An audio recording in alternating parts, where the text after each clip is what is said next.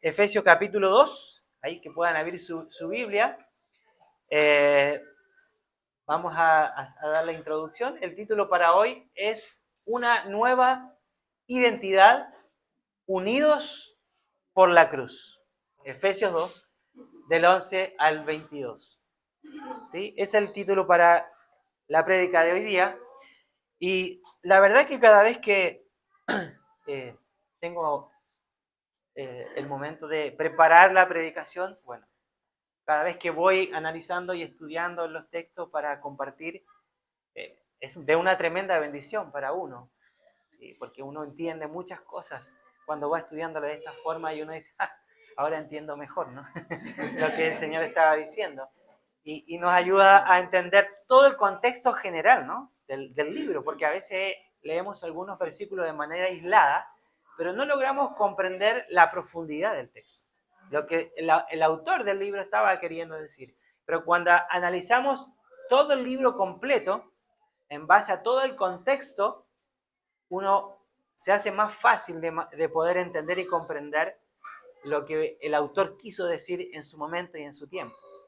Porque a veces le hacemos decir al texto lo que el autor nunca tuvo la intención de decir, ¿sí? Y ahí, como dice la famosa frase de lo que es la hermenéutica, ¿no? Un texto fuera de su contexto es un gran pretexto, ¿no? Y ahí entramos a sacar conclusiones o interpretar de una manera que la escritura no está queriendo decir. Y ahí surgen las malas interpretaciones. Cuando surgen las malas interpretaciones, surgen las malas doctrinas, las malas enseñanzas, que dan lugar a las falsas doctrinas o a las herejías de una interpretación que no es la correcta. Y si el autor escuchara lo que a veces se interpreta, diría, en jamás quise decir eso, esas no son palabras que yo quise transmitir. ¿Sí? Entonces ahí eso es sumamente importante, por eso el tema de la preparación, el tema del estudio, del análisis, para poder interpretarla y enseñarla de manera adecuada, sin adulterar, dice, ¿no? La palabra del Señor. Bien, vamos a avanzar. Efesios 2, del 11 al 22, y dice así la palabra del Señor. Por tanto, dice, acordaos, ¿se acuerdan que los versículos anteriores que vimos el domingo pasado, ¿no? Dice que el apóstol venía hablando de todo lo que Cristo hizo por medio de su sacrificio, de que nos reconcilió, de que fuimos adoptados, de que somos hijos ahora de Él. Bueno, versículo 11, por tanto, o sea, ¿por qué? Por causa de todo lo que se dijo anteriormente, dice Pablo, acordaos de que en otro tiempo vosotros, los gentiles, en cuanto a la carne, erais llamados incircuncisión por la llamada circuncisión, hecha con mano en la carne. En aquel tiempo estabais sin Cristo, alejados de la ciudadanía de Israel y ajenos a los pactos de la promesa, sin esperanza y sin Dios en el mundo. Pero ahora, ¿se acuerdan que el domingo analizamos el pero? ¿Sí? Pero ahora, ¿sí? En Cristo Jesús, vosotros que en otro tiempo estabais lejos, habéis sido hechos cercanos por la sangre de Cristo.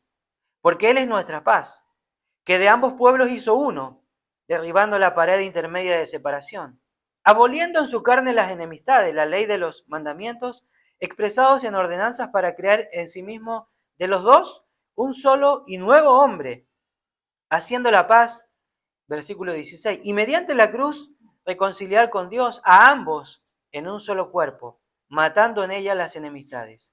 Y vino y anunció las buenas nuevas de paz a vosotros que estabais lejos y a los que estaban cerca, porque por medio de él, los unos y los otros, tenemos entrada por un mismo espíritu al Padre.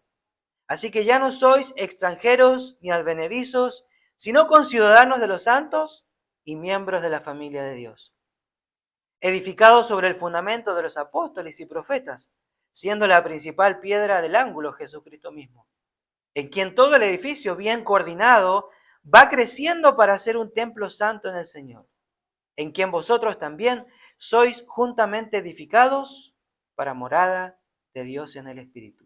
Amén. Que el Señor bendiga su palabra. Ahora, para introducirnos un poquito, aquí el apóstol Pablo perdón, va a hablar de una nueva identidad. Pero antes tenemos que definir, ¿no? ¿Qué es identidad? Como dice ahí, ¿no? La identidad es el conjunto de rasgos, características y valores que hacen que una persona o comunidad sea reconocible o distintas, ¿no? De lo demás. Por ejemplo, esto incluye lo que es los aspectos personales. Cada uno de manera personal tiene su propia historia, tiene su nombre, aunque a veces hay nombres que tienen personas que tienen el mismo nombre, pero no es una misma persona, tiene una identidad distinta. Tenemos diferentes creencias, diferentes personalidades, diferente vocación. Es una identidad personal. Después está la identidad de la conciencia de sí mismo, ¿no? Es una percepción interna de quién es uno, ¿no? De qué es, para qué está, ¿no? En qué cree uno, ¿no? Cuál es la existencia y a qué representa uno, ¿no? Nosotros, bueno, me incluyo aquí, nosotros cuando uno va a otro lugar que no sea Chile, ¿cuál es su identidad? ¿Usted es? Chileno, ¿sí? Se identifica como chileno. Y después está la identidad colectiva, que esa identidad colectiva son los elementos compartidos en grupo, en común. Por ejemplo, la creencia, la cultura, ¿no? Las tradiciones que se transmiten de generación en generación. ¿Que eso qué hace? Genera un sentido de pertenencia, ¿no? De unidad. Entonces, aquí, ¿por qué hablamos de identidad? Porque en el contexto de Efesios 2, del 1 al 22, la identidad se redefine en Cristo. Y hay una nueva identidad. Y esa identidad la encontramos por medio de la obra de Cristo en la cruz del Calvario. Por eso tenemos ahí la huella marcada en la cruz. Y esta identidad se identifica de la siguiente manera. Antes, esto es una pequeña introducción, ¿no? Estábamos separados, dice el texto, sin ciudadanía, ni promesas. O sea, no teníamos ninguna esperanza, ¿no? Versículo 12. Después, ahora, fuimos reconciliados. Somos miembros de la familia de Dios. Eso lo dice el versículo 19. Y eso nos da una nueva identidad. Que no está basada esta identidad nueva en Cristo en un origen étnico o por méritos propios, sino que está basada ¿dónde? En la obra de la cruz que Cristo efectuó a cabo por cada uno de nosotros. O sea, quien nos une a nosotros en una nueva identidad es Cristo. Es Cristo. Y eso nos va a llevar a analizar el texto que leíamos al inicio de Efesios. Ahora, tenemos un pasaporte nuevo, ¿sí? Un pasaporte celestial.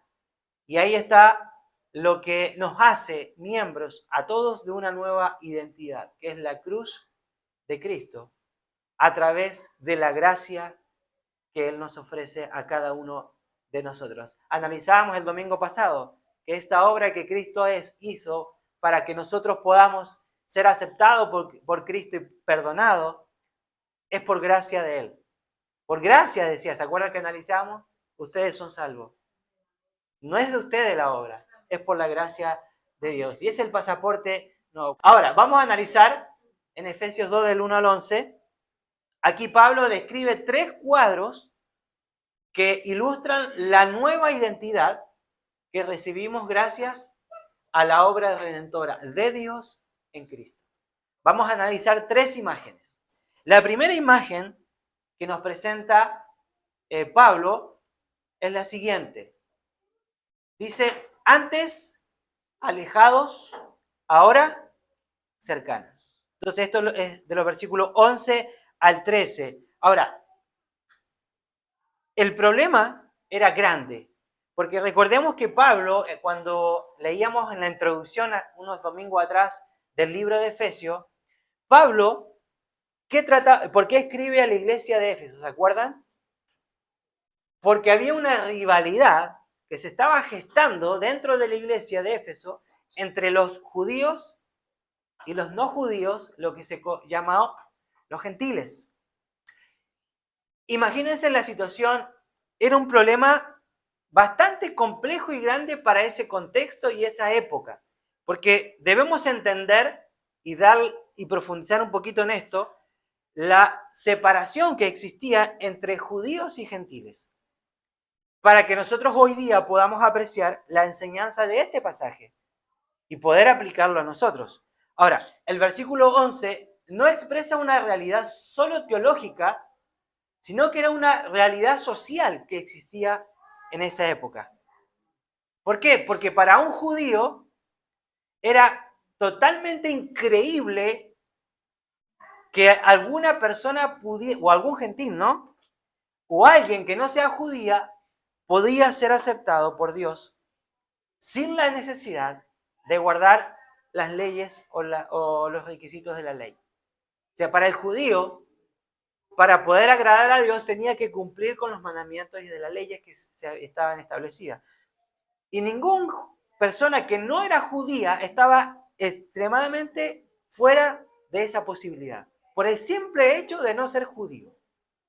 De hecho, para que ustedes puedan ver ahí, la vida, la casa, la comida y todo lo que era la existencia del gentil, para el judío era sucio, era inmunda totalmente. A tal punto que ningún judío entraba a una casa que era gentil. Para ello el hecho de poder poner un pie dentro de esa casa gentil, ya se consideraba inmundo, contaminado. A ese extremo.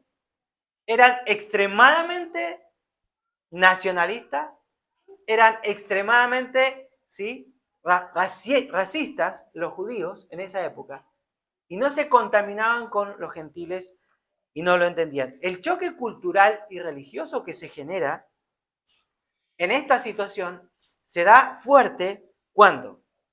¿Cuándo se da ese choque cultural? Cuando los cristianos, judíos y los no judíos tuvieron que empezar a convivir y a compartir en esta nueva identidad que Cristo da, que es la iglesia. Se genera ese conflicto, ese problema de rechazar absolutamente a cualquier gentil, que ahora vamos a analizar lo que significa la palabra gentil. Al gentil ellos lo llamaban, al que no era judío era un gentil, o sea, como de una manera despectiva, de una manera despreciable para ellos. ¿Se acuerdan? Ellos eran los judíos y los gentiles, el resto del mundo. Lo mismo pasaba con, ¿no es cierto?, los griegos. Eran los griegos y los bárbaros. El resto del mundo también. Los bárbaros eran los que no eran griegos. Entonces, había una identidad muy fuerte para ellos el hecho de ser judíos, y además que tenían el orgullo de que la promesa era para los judíos. Entonces, el versículo 11 dice, por tanto, ¿no? Dice, esto conecta los pensamientos de lo que veníamos analizando el domingo pasado, ¿no? Y comienza y lo relaciona con la obra de Cristo. La palabra gentil en el griego es etnos, que la palabra etnos surge y da lo que es el español hoy día, etnias. ¿Sí? Por lo tanto, los gentiles son las otras o demás naciones, ¿sí?, y que no conocían a Dios y no tenían a Dios como, ¿no es cierto?, a Jehová como su Dios. Por lo tanto, cuando dice gentiles en cuanto a la carne, se refiere a los no judíos, aquellos que no pertenecían al pueblo de Israel, ni tenían las señales externas del pacto. ¿Cuál era? La circuncisión. Porque la señal para el judío, la señal del pacto que era de parte de Dios para ellos, ¿cuál era? La circuncisión. Obviamente, los no gentiles, por no ser judíos, no se circuncidaban. Entonces, porque era una señal del pacto que Dios había establecido con ellos, que ese pacto Dios iba a cumplir en ellos. Este problema se vuelve a dar cuando Pablo le escribe a los Gálatas, porque los Gálatas, los judíos, cristianos, estaban exigiendo y diciéndole a los gentiles que se estaban convirtiendo al cristianismo que no bastaba ser salvos solamente con creer en Jesús, sino que también tenían que circuncidarse. Esto se da también, pero aquí Pablo está atacando eso también y está tratando de hacerle entender de que son un pueblo, hay una nueva identidad ahora en Cristo. Ahora, antes de la venida de Cristo, los judíos aborrecían tanto a los gentiles. De hecho, ellos tenían una frase que decían que los gentiles habían sido creados por Dios para ser combustibles para el fuego del infierno. Imagínense lo fuerte que significó en ese tiempo poder asimilar para el judío, poder entender para el judío, que ahora en Cristo todos son iguales. Y que esa promesa que había sido exclusiva solamente para el pueblo judío, ahora es extendible o se extiende hacia todo ser y hacia toda persona que quiera recibirlo solamente por la fe, sin cumplir las leyes que ellos decían que debían cumplir. Ahora, lo que dice ahí, la llamada incircuncisión, ¿no es cierto? Como dice ahí, el texto dice, erais llamados incircuncisión por la llamada circuncisión hecha en mano en la carne. ¿Sí? La llamada incircuncisión era un término despectivo usado por los judíos para referirse a los gentiles. Esto implicaba que estaban fuera del pacto, ¿no? O sea, sin ninguna posibilidad a las promesas que Dios tenía. ¿Por qué? Porque no estaban circuncidados. Por eso le decían, estos no están circuncidados, son de la incircuncisión, de manera despectiva, diciendo, estos no tienen ninguna posibilidad de que Dios pueda recibir las promesas que Dios nos dio a nosotros, los judíos, que los dio a nuestros antepasados. Estos no tienen posibilidad. Entonces aquí Pablo está tratando de derribar esa rivalidad que hay en la iglesia. Ahora, por la llamada circuncisión hecha con mano. O sea, Pablo aquí señala que la circuncisión judía era algo externo, ¿no? Hecha con mano, algo externo, pero no necesariamente esa circuncisión reflejaba una transformación en el corazón de ellos, porque era un ritual más que nada, externamente, pero no había ningún cambio internamente. De hecho, Jesús confronta mucho a los fariseos por esta actitud de ellos, ¿no? Cuando los confronta a los fariseos y les dice, ¿no? Ustedes son como sepulcros blanqueados, ¿no? Muestran por fuera una apariencia, pero por dentro son todo lo contrario. Entonces lo que Pablo está diciendo aquí es, no les sirve de nada enorgullecerse por ser o estar circuncidados por haber sido judíos si la transformación no está generada en el interior de su corazón. De nada sirve lo externo si no hay un cambio al principio en lo interno, en el corazón. ¿Sí? Y ahora se va al versículo 12, nos vamos a analizar el versículo 12 que dice que en aquel tiempo estabais sin Cristo. Dice, la falta de una señal externa en los gentiles como la circuncisión también significaba la falta de 5 privilegios que Dios había dado a la nación de Israel, por el simple hecho de ser judío.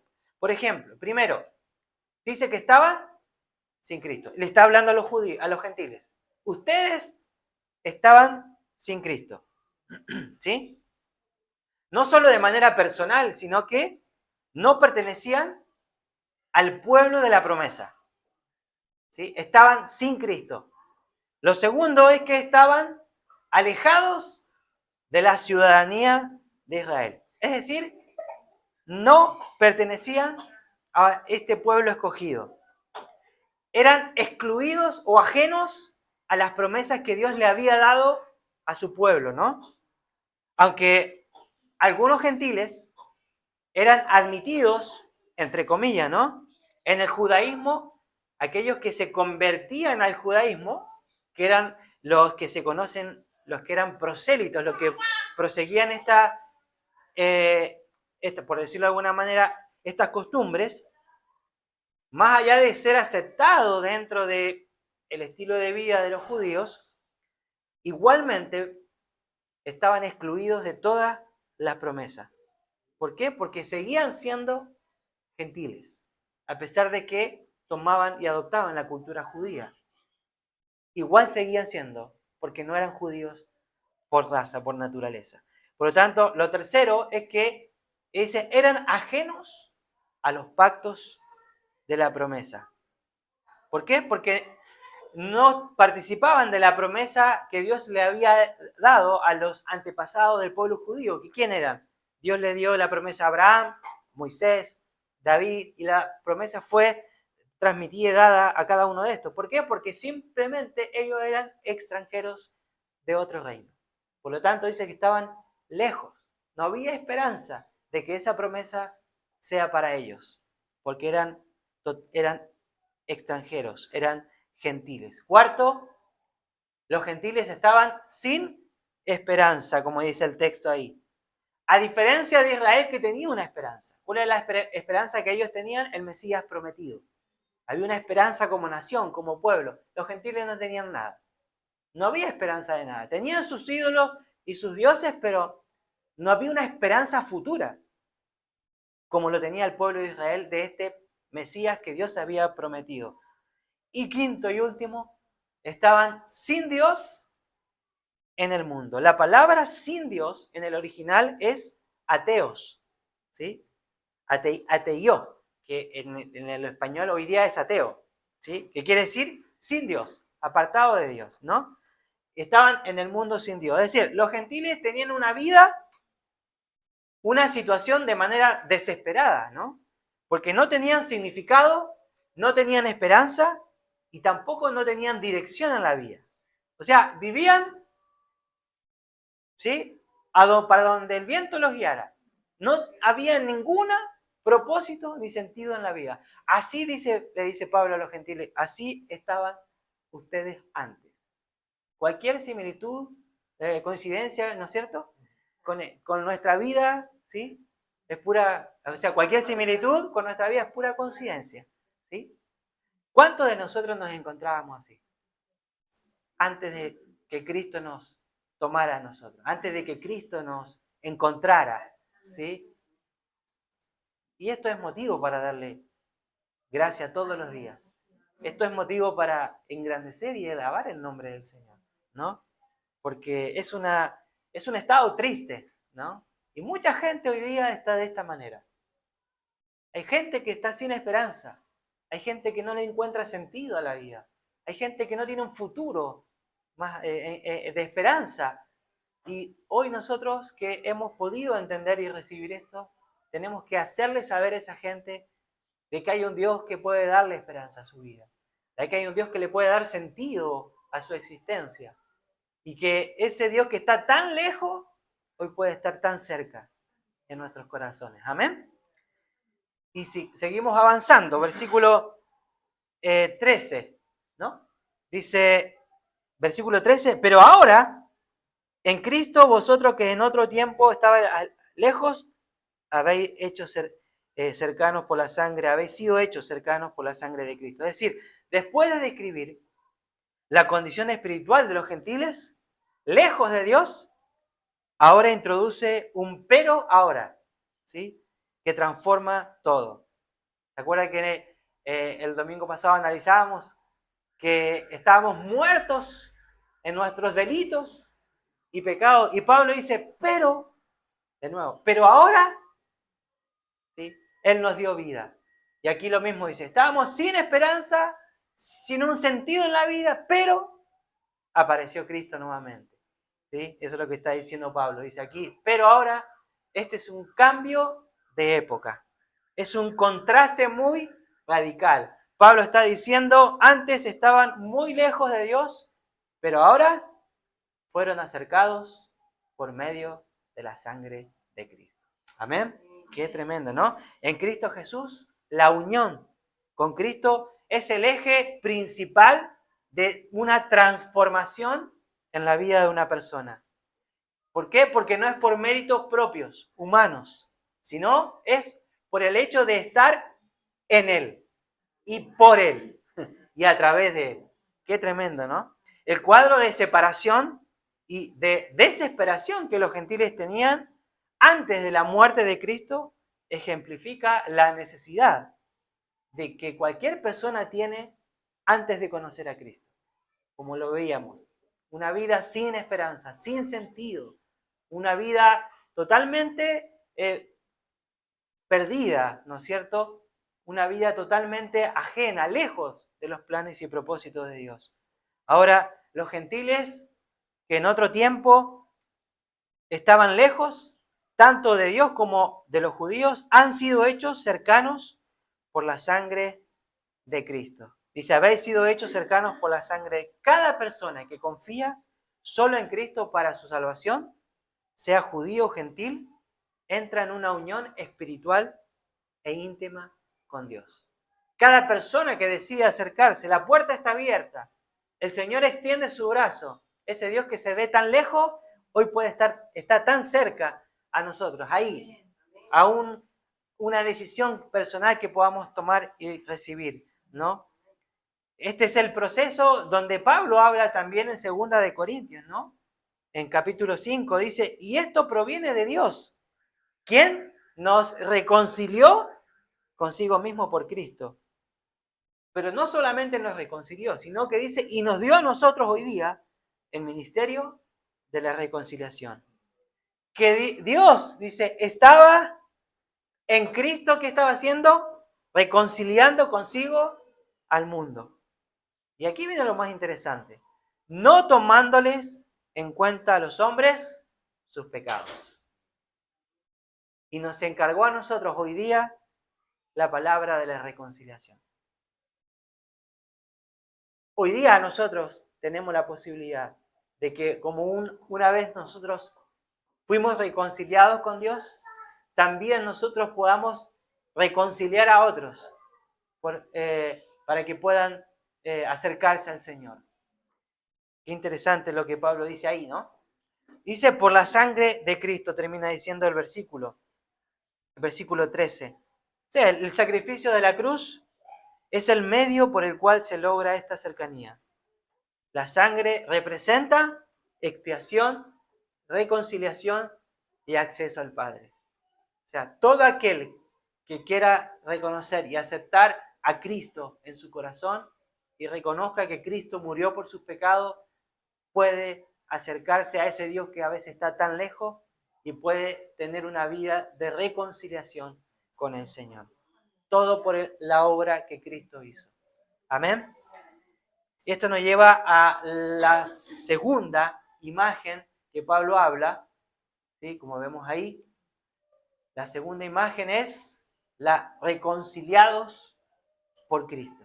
Cristo derribó toda pared, como dice el texto, de separación. Y lo hizo por medio de su muerte en la cruz. Y ahí tenemos en la imagen la cruz derribando esa muralla que dividía y generaba esta separación. Porque el versículo 14 dice, porque Él es nuestra paz, que de ambos pueblos hizo uno, derribando la pared intermedia de separación. Aquí Pablo está hablando, ¿sí? Dice, de ambos pueblos hizo uno. Se refiere a los judíos y gentiles, que históricamente estaban separados por leyes, costumbres y prejuicios. Cuando habla de derribando la pared intermedia de separación, Pablo está usando aquí una imagen del templo de Jerusalén, donde había un muro físico que impedía a los gentiles poder entrar al área sagrada, que era exclusivamente para judíos. Había una separación, una pared que impedía que los gentiles puedan llegar o entrar dentro del templo. Y, de hecho, había una inscripción en esas murallas que estaba en griego y en hebreo que le decía a los gentiles que estaban terminantemente prohibido poder pasar para el otro lugar, poder pasar esa muralla. Tenían acceso prohibido. Era solamente y exclusivo para los judíos. Sin embargo, Pablo, hablando aquí de manera figurada, anuncia que esa pared que dividía cayó cuando Cristo murió. Jesús logró quitar de en medio toda pared de división, que no solo nos separa el uno al otro, sino que también esa pared que nos separaba de Dios. Cristo logró romper esa pared. ¿Y cuál es la enseñanza que nos deja acá esto? De la unidad en Cristo. No hay más exclusión para el Señor. Todos los que creen pueden ser parte del mismo cuerpo. Y nos da una nueva identidad. Ya no estamos definidos por nuestra etnia, por nuestra creencia, por nuestra tradición o por nuestro pasado, sino que en Cristo nosotros tenemos una posición. ¿Y cuál es esa posición? De que todos pasamos a ser hijos de Dios en Cristo, dejando nuestras diferencias de lado para ser uno en Él. Dice versículo 15, aboliendo en su carne las enemistades. Por medio de su muerte, Cristo abolió las leyes, las fiestas y los sacrificios del Antiguo Testamento, que tanto distinguieron a los judíos de los gentiles. Por eso no fue más necesario seguir haciendo sacrificio, porque como dice Hebreo, con un solo sacrificio fue suficiente. Y ese sacrificio lo llevó a cabo Jesucristo.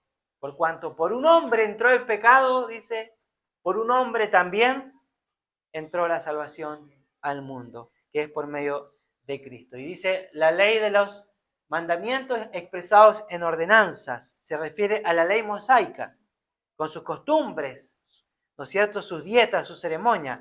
Los judíos creían que la única forma en que ellos podían acercarse a Dios era guardando estos mandamientos, ¿sí?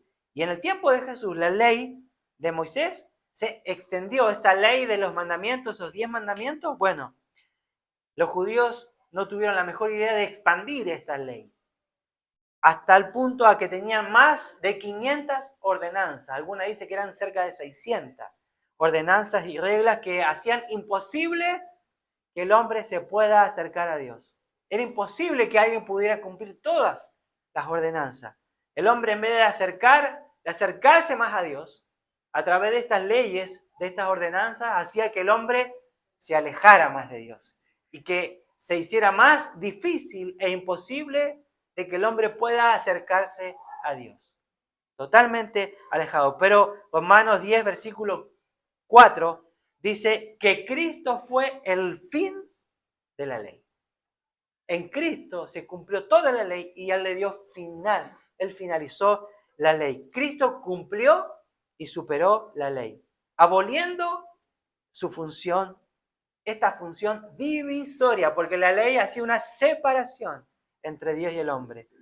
¿Qué hizo Cristo con su muerte en la cruz? Removió entre las personas esa piedra, esa muralla, y abolió toda religiosidad fundada en reglas, en normas netamente humanas, y trajo a las personas una religión fundada en el amor y en la fe, y en la obra que Cristo llevó a cabo en esa cruz. Y dice que de ambos pueblos hizo un solo y un nuevo hombre, dice. La palabra nuevo traduce el término griego, dice ahí, que significa algo que se diferencia por completo de lo que era antes. O sea, se refiere a algo diferente en clase y en calidad. La palabra griego, nuevo, en el griego es koinos o kainos, que quiere decir algo nuevo en cuanto a su calidad, a su esencia, es algo nuevo. Una cosa que es koinó es nueva en el sentido de que trae al mundo una nueva especie que antes no existía. Cuando algo aquí de nuevo es algo nuevo que antes no había, no existía. Entonces la palabra que Pablo usa aquí es koinos, nuevo, koinos, que dice que Jesús une a judíos y a gentiles y produce en ellos una nueva clase de identidad. Algo que no existía antes, algo nuevo, diferente. En el sentido espiritual, una persona nueva en Cristo ya no es ni judía ni gentil, solo es un hijo de Dios. Es una cristiana. De hecho, Pablo dice en Corintios, el que está en Cristo es una, y aquí utiliza la misma palabra que utiliza aquí en Efesios, es una nueva criatura. Por lo tanto, en la iglesia, los gentiles no se convierten en judíos, ni los judíos en gentiles. En lugar de eso, los judíos y gentiles se convierten en creyentes, en cristianos, en hijos de Dios. De hecho, Clemente de Alejandría, que era uno de los grandes teólogos del siglo II, uno de los principales grandes teólogos de ese tiempo, él decía lo siguiente: nosotros, lo que adoramos a Dios de una manera nueva, como la tercera raza, somos los cristianos. Hablando de esta nueva identidad. Esto es lo que decía Clemente de Alejandría. Ahora, versículo 16 dice, ¿no? Y mediante la cruz, reconciliar con Dios, dice, a ambos en un solo cuerpo. Reconcilió. Cristo nos reconcilió. O sea, Pablo está mostrando como la cruz de Cristo no solo une a judíos y gentiles, sino que también nos reconcilia con Dios, formando un solo cuerpo. ¿Cuál es ese cuerpo? La iglesia de Cristo. Mediante la cruz, dice, ¿no? La cruz es el instrumento de reconciliación. No es solo un símbolo de sufrimiento, sino también de unidad y de redención. No solo la cruz nos da perdón, nos da reconciliación, sino que la cruz también nos da reconciliación, unidad, une, ¿sí? Lo que antes el hombre no podía unir. Cristo al morir pagó el precio de nuestros pecados y abrió el camino para que todos, judíos o gentiles, todos podamos acercarnos a Dios. De hecho, Pablo en Romanos capítulo 5 dice, porque si siendo enemigos, fuimos reconciliados con Dios. ¿Por dónde? Por medio de la muerte de su Hijo. En un solo cuerpo. Es decir, este cuerpo que hoy día es la iglesia, es la nueva identidad, una nueva comunidad de creyentes que están unidos por medio de Cristo, por medio de la cruz. De hecho, Pablo en Gálatas, atacando nuevamente, ¿se acuerda que hablamos? Esta inconveniente que surgió también entre gentiles y judíos, Pablo en Gálatas dice, porque ya no hay judío ni griego, no hay esclavo ni libre, no hay varón ni mujer, porque todos vosotros sois uno en Cristo Jesús. ¿Sí? Y dice que Cristo, ¿qué hizo? Matando en ellas, dice el texto, las enemistades. La cruz no solo reconcilia, sino que también elimina todo tipo de racismo, de odio, de prejuicio y de división. La palabra matar, aquí Pablo utiliza una palabra muy fuerte, que indica que esas enemistades ya no deben tener lugar en el cuerpo de Cristo. No debe haber enemistad en el cuerpo de Cristo. Y esto nos lleva a la segunda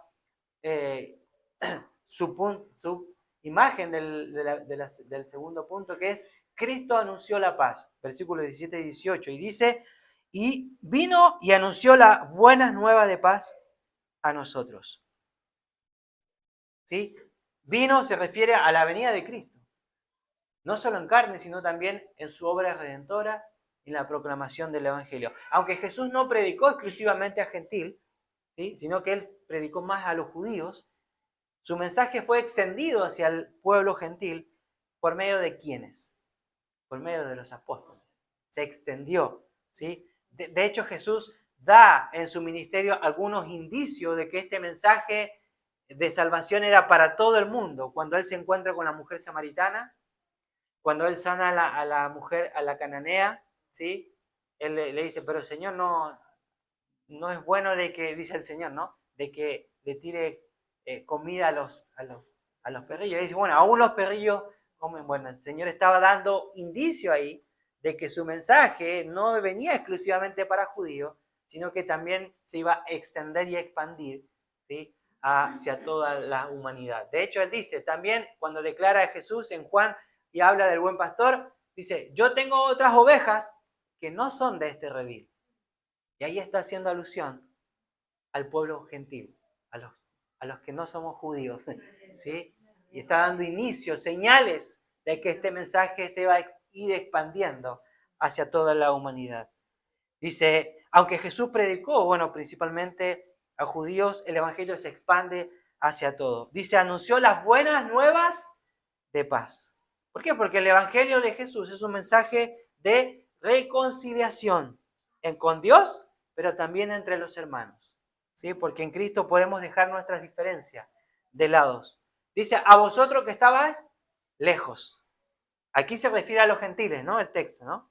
Que no tenían ningún tipo de posibilidad ni de acceso a las promesas que Dios tenía para su pueblo. Dice, y a los que estaban cerca, ¿no? Ahí se refiere específicamente a los judíos, porque ellos tenían esta promesa de parte de Dios. Es decir, que este evangelio que Jesucristo anunció a los que estaban lejos, pero a los que estaban cerca, es un evangelio inclusivo. ¿Por qué? Porque no hay distinción entre judíos y gentiles. ¿Por qué? Porque todos ambos son llamados a ser perdonados y son llamados a una misma salvación. Y como resultado de esta paz que Dios ofrece, tanto los creyentes judíos como los gentiles, dice, tienen entrada por un mismo espíritu al Padre. ¿Sí? Dice el texto. Por medio de él, dice el versículo. O sea, Jesús es el mediador. Su sacrificio en la cruz abrió el camino para que todos, judíos y gentiles, puedan acercarse a Dios. Por medio de él tenemos entrada, dice. ¿A dónde? ¿Entrada a dónde? La palabra griega que aquí utiliza Pablo como entrada, ¿no? Es prosagoge, ¿sí? Que implica acceso libre y autorizado, como el que un ciudadano podía tener para poder entrar al rey, porque antiguamente para entrar en la presencia del rey tenías que tener autorización, permiso, no podías entrar de una manera. Entonces, la palabra entrada es una palabra que significa un acceso sin límite, libre. Puedes entrar tranquilamente. De hecho, en las cortes orientales antiguamente se tenía a uno que se llamaba prosagoge. Este prosagoge que hacía era una persona que lo llevaba a uno y le daba acceso libre al rey. Entonces es como cuando hoy día nosotros conocemos que cuando vamos a un evento, ¿sí? Hay ciertos lugares que el público general no puede entrar. Pero aquellos que se ponen aquí algo que dice VIP, tienen acceso libre a donde, porque tienen acceso. Entonces los guardias cuando ven, VIP, no te dicen absolutamente nada. Tienes acceso libre. Entonces lo que está diciendo aquí Jesús, que todos en Cristo ahora tenemos ese acceso VIP ante el Padre. Qué bueno saber que no tuvimos que pagar nada, que todo lo hizo Él, ¿no? Tenemos acceso VIP, ¿sí? Y el hecho de tener acceso VIP a uno le sirve un poquito, ¿no? Uno dice, tengo acceso VIP, ¿no? Marco la diferencia del resto, no pagué lo mismo que todo el pueblo, ¿sí? Tenemos acceso. Lo que Pablo está diciendo, tenemos entrada libre. Tenemos ese acceso VIP ante el Padre, pero por medio de lo que Cristo hizo, por medio de su sacrificio, por un mismo Espíritu, termina diciendo. O sea, es el Espíritu Santo, es quien nos une a nosotros hoy día. Es el que nos guía y es el que nos capacita para que nosotros hoy nos podamos acercar al Señor. Y aquí terminamos con la tercera imagen, que la tercera imagen nos lleva a lo que es una sola familia en Cristo. ¿Sí? Versículos 19 al 22, y con esto ya terminamos. Versículo 19 dice, así que, porque ya tienen entrada, ya no hay división, no hay separación, Pablo dice ahora, así que ya no sois extranjeros ni advenedizos, sino conciudadanos de los santos y miembros de la familia de Dios. ¿Sí? Así que dice, ya no sois extranjeros ni advenedizos. Antes de Cristo, los gentiles estaban fuera del pacto. O sea, sin ciudadanía espiritual ni acceso a las promesas de Dios. Eran extranjeros. Todos conocemos esa palabra, ¿sí? Aquellos que no están en su país, como mi caso, ¿sí? Pero cuando uno va a otro país y es extranjero, no tiene los mismos derechos que un ciudadano, obviamente. A no ser que haga una cuestión de trámite, de un tiempo, se pueda nacionalizar o pueda tener los mismos derechos a través de una residencia ya definitiva, ¿sí? Pero aún así sigue siendo extranjero. Pero podría llegar a tener los mismos derechos. Entonces Pablo está diciendo aquí, y utiliza otra palabra, advenedizo, dice. ¿Qué es esa palabra? Los advenedizos eran residentes temporales, pero sin derechos plenos. Es decir, Pablo usa esta imagen para mostrar que ya no somos visitantes ni marginados. O sea, estas dos palabras describen una condición lamentable. O sea, la persona que es extranjera y además que es advenediza son personas que están sin privilegios y sin oportunidades en ese país. O sea, políticamente están sin amparo. No tienen nada. ¿Sí? Es como lo que hoy, el caso que se está dando en Estados Unidos, ¿no? Los que están allá, la mayoría están indocumentados. No tienen derecho a nada. A nada, a nada. Entonces, lo que Pablo está diciendo aquí, ustedes ya no están así. No están sin derechos. No están porque ya no son ni extranjeros y no son ni advenedizos, ¿no? Entonces, a estos, dice Pablo, que fueron excluidos, Pablo les otorga la ciudadanía espiritual en Cristo, llamándolos conciudadanos de los santos. Porque ahora somos todos hijos de un mismo Padre y todos pertenecemos, ¿sí?, a la iglesia que es el cuerpo de Cristo. Es decir, o ahora todos, sin importar si eres judío o gentil, ya no hay eso, porque ahora somos todos uno y una sola nueva identidad en Cristo, algo nuevo como vimos anteriormente. Ahora todos gozan de los mismos derechos y privilegios como si fuéramos como somos, ¿no? Todos legales que cualquier otro. Ya no somos solamente tolerados, sino que somos ciudadanos plenos en el Señor, con todos los derechos habido y por haber. De hecho, Pablo en Filipenses capítulo 3 dice, nuestra ciudadanía, ¿dónde está? En los cielos, porque somos ciudadanos del cielo, ¿no?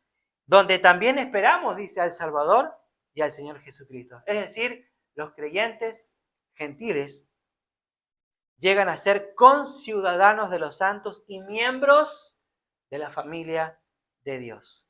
Y aquí la palabra santo habla de separación, de apartar, ¿no? Que Dios nos apartó para ser sus hijos, sus ciudadanos, ¿no? ¿Se acuerdan que el capítulo 1 dice que Dios nos escogió desde antes de la fundación, que Él nos había predestinado para que seamos llamados sus hijos? Hoy aquí Pablo está diciendo, ustedes fueron designados antes para ser miembros de esta familia, de los santos en Cristo, porque fueron apartados desde antes que nacieran o desde antes que Dios fundara el mundo.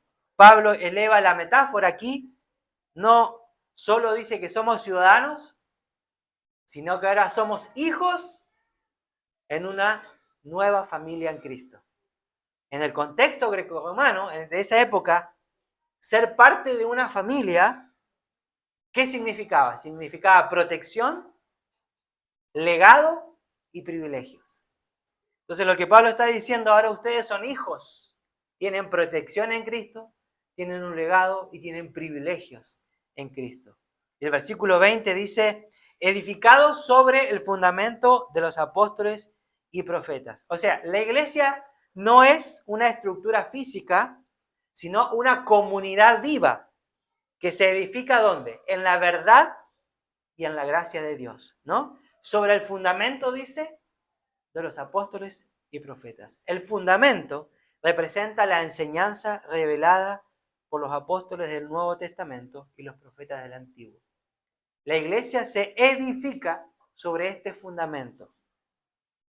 Por medio de los apóstoles y profetas, Dios comunicó las verdades que ahora nosotros tenemos hoy en el Nuevo Testamento. Este fundamento es estable, fue inspirado y fue suficiente para sostener la fe de hoy día. Cuando dice siendo la principal piedra del ángulo, Jesucristo mismo. En la arquitectura antigua, ¿no? La piedra angular era la pieza clave que unía dos muros y eso daba estabilidad a toda la estructura. Era la piedra principal, ¿sí?, que hacía que el edificio pueda construirse de manera, ¿sí?, estable, segura. Entonces, aquí dice que de este edificio nuevo, que es la iglesia, la piedra principal que hace que este edificio pueda crecer es Cristo. Y de ahí los apóstoles fueron edificando a través de sus enseñanzas, pero a través de la enseñanza de Cristo. Los apóstoles cuando empezaron a predicar, predicaron. Lo que ellos predicaban, hablaron de la resurrección de Cristo, de la muerte de Cristo, la resurrección de Cristo, y hablaron de la salvación por gracia, y hablaron de la venida de Cristo. Sobre eso edificaron los apóstoles. Empezaron a edificar. Esas eran las principales doctrinas que comenzaron a predicar. Pueden analizarlo en el libro de Hechos, cuando los apóstoles y hablaban solamente de eso. Ahora, Jesús es esa piedra principal. ¿Por qué? Porque Él une a judíos y gentiles, porque Él sostiene la iglesia y porque Él define la dirección y hacia dónde la iglesia debe edificar. ¿Cómo lo transmite? A través de lo que hoy nosotros tenemos como la palabra de Dios. Primera de Corintios, Pablo le dice, en el capítulo 13, dice, porque nadie puede poner otro fundamento que el que está puesto. ¿Cuál es este fundamento? Dice, el cual es Jesucristo, dice el apóstol Pablo. El fundamento de la iglesia, los apóstoles y profetas, necesitaba estar correctamente alineados con la enseñanza de la palabra, con la verdad del evangelio. Los apóstoles fueron aquellos que Jesús comisionó y que la iglesia primitiva reconoció como tales. ¿Para qué? Para que ellos pusieran este fundamento. Por lo tanto, en este sentido de sentar las bases, y esto es sumamente importante, de una revelación supremamente autorizada por todo el pueblo de Dios, hoy día no hay apóstoles y profetas en la actualidad. ¿Por qué? Porque la base ya está puesta. La base ya se estableció. La base ya se edificó. Ya no hay nueva base que edificar. No se puede sobreedificar sobre otra base. ¿Sí? Y estos fueron los encargados y fueron comisionados por Dios mismo, por Jesús mismo. De hecho, uno de los requisitos, eran dos requisitos que se necesitaban para ser apóstoles. Uno, haber visto a Cristo resucitado. Y segundo, haber sido comisionado por Jesucristo mismo para el llamado que ellos recibieron. Por eso Pablo dice, yo fui llamado fuera de tiempo, porque cuando Pablo es llamado, Cristo ya no estaba. Se había ido, pero el Señor se le presenta. Él lo ve a Cristo resucitado y el Señor mismo lo comisiona. Por eso él dice, fui llamado como un abortivo, fuera de tiempo, dice él. Pero Dios lo comisionó. Por lo tanto, ninguna persona que hoy día se autoproclama o denomina apóstol cumple con los requisitos desde el punto de vista bíblico. ¿Cuáles eran? Haber visto a Cristo resucitado y haber sido comisionado directamente por Jesucristo. Ellos eran los encargados de establecer la base de lo que hoy nosotros tenemos como nuestras doctrinas y enseñanzas. No se puede nuevamente sobreedificar con nuevas enseñanzas a algo que Dios ya lo estableció. ¿Se entiende? ¿Sí? ¿Amén? Amén. Bien, así que no se ande autoproclamando ahí como profeta y apóstol. ¿Sí? Todos los demás creyentes, todos, lo que seguimos después, ¿qué hacemos? Edificamos sobre esta base que ya se edificó a través de los apóstoles y los profetas. ¿Sí? El apóstol nos invita, ¿no es cierto? Versículo 21 dice, ¿en quién dice todo el edificio? Dice, bien coordinado, va creciendo para ser un templo santo en el Señor. Aquí el apóstol nos invita a contemplar la iglesia no como una institución estática, sino como una estructura viva que va en constante crecimiento y avance y santificación. ¿En quién? Dice, todo el cuerpo. ¿En quién? En Cristo Jesús, a través de Él, ¿no? Se refiere a Cristo, que es la piedra angular mencionada anteriormente. Dice, todo el edificio bien coordinado. ¿Saben que la palabra coordinado implica unidad, armonía y propósito común? De hecho, la palabra en el griego, esa palabra coordinado, sugiere que las piezas están ajustadas con precisión, de manera precisa, ¿sí? Como bloques que se encajan uno sobre otro perfectamente. ¿Usted alguna vez ha tenido la posibilidad de construir, de armar cosas con Lego? Cada pieza tiene su lugar y todo va bien colocado, preciso, en un lugar que corresponde. Lo que aquí Pablo está diciendo es que este edificio es como esos Legos. Van cada uno en su lugar, a través de las diferentes funciones y dones que Dios estableció dentro de su iglesia. Y de hecho, la Reina Valera actualizada la traduce de la siguiente manera. En él, dice, todo el edificio va bien ensamblado. Traduce. Va perfectamente. O sea, no hay nada que se dé por casualidad o al azar. Todo va alineándose de acuerdo al plan que Dios había establecido y todo perfectamente alineado y ensamblado. Esto habla de una comunidad interdependiente, donde cada miembro tiene un lugar y tiene una función dentro de este cuerpo que es la iglesia. Y dice que este cuerpo, ¿qué va haciendo? Va creciendo. Es decir, la iglesia no es una obra terminada, sino que es un proyecto que se expande cada día. Vamos creciendo juntos, todos como iglesia. El crecimiento es algo orgánico, pero también es algo espiritual. Y no es solamente numérico, porque podemos crecer de manera numérica, pero el crecimiento tiene que ser en todos los sentidos. Tiene que ser espiritual, en madurez, en conocimiento, a la estatura de Cristo. Todos juntos necesitamos crecer unidos. Esto indica que la iglesia es un organismo viviente. Por eso decimos que la iglesia es un organismo vivo, viviente y creciente, ¿no? A medida que los nuevos creyentes se van incluyendo, se van ensamblando a esta iglesia, nueva gente. También la idea es que esa gente pueda empezar a ir creciendo como va creciendo la iglesia. ¿Y para qué va a estar la iglesia? Dice el versículo, para ser un templo santo en el Señor, ¿sí? Pero ahora ese templo, hoy día el templo no es de piedra, sino que somos cada uno de nosotros, las personas redimidas por medio de Cristo. La palabra santo indica de que Dios escogió a su iglesia y lo apartó, ¿no? La palabra santo habla de apartar, de consagración, ¿sí? Para que sea una iglesia pura, sin mancha. Versículo 22 dice, en quien vosotros también sois juntamente edificados para morada de Dios en el Espíritu. Aquí Pablo no solo habla de construcción, sino que habla de habitación divina. No habla de una comunidad, una piedra que va creciendo piedra sobre piedra, junto a creyentes con creyentes que se van edificando. Dice, para morada de Dios. Aquí está el corazón del versículo. Dios no habita en templos hechos por manos humanas, sino en su pueblo redimido. De hecho, en el Antiguo Testamento la gloria de Dios estaba en el templo.